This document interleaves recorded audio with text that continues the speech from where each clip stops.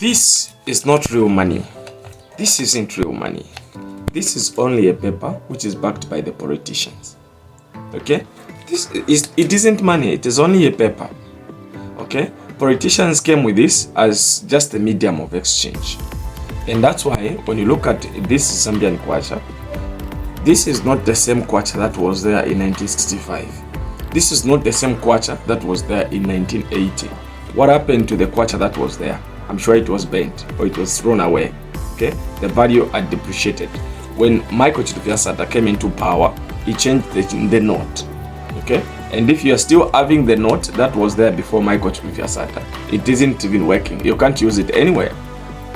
Okay? Why? That is only a paper.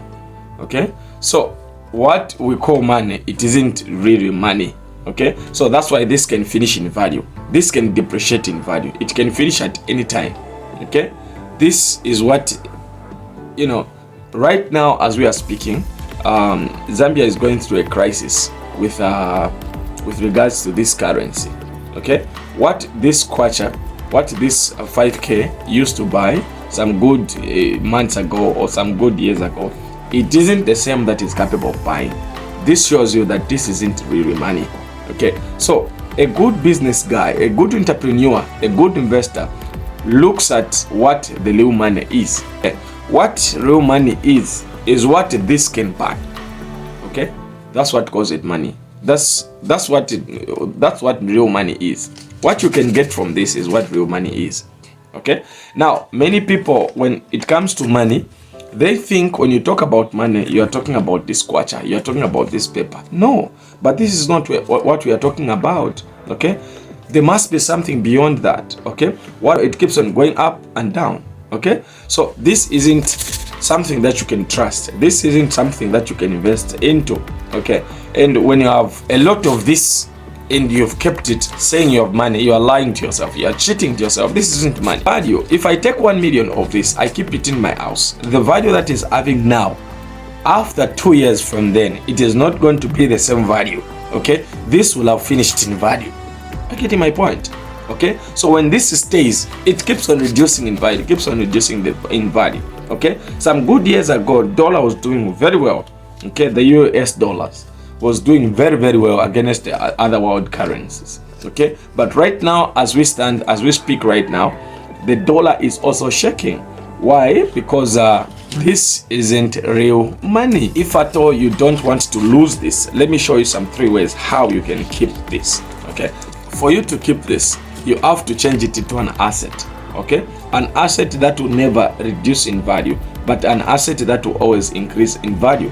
Meat is one of the most important areas where you can actually turn this kwacha into real money. Okay? You can actually turn it into real money. Okay? Now, look at how much you are buying a kg right now for meat.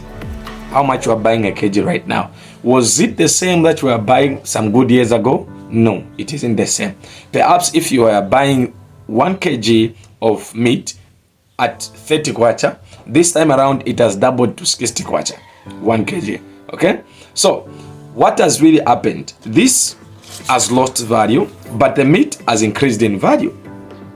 You see? So, over time, the meat keeps on increasing in value. When you look at the chicken, okay? Okay, you look at those beds. When you look at the chicken, how much were you buying? How much were you buying the chicken some good years ago? It was actually, if I tell you are buying chicken around 50 kwacha, this time around you are buying chicken around 120 or something. Why? Because that chicken has increased in value, okay?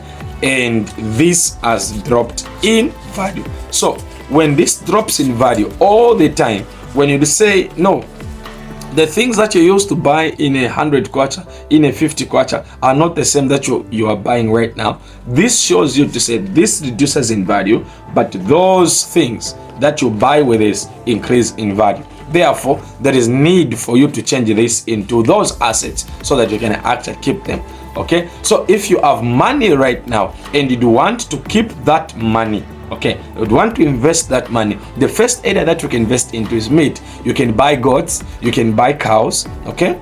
You can buy pigs, you can buy all these animals that to provide meat for the people, okay? Okay, and the good part for these animals is that they don't remain the same. So if you buy them and you keep them, they are going to be increasing in value, and also they are going to be multiplying as well. So the moment that this kwacha will drop, then those animals will have increased in value. Okay, so by that, then it means you have money, you have kept money. Okay, second one is land.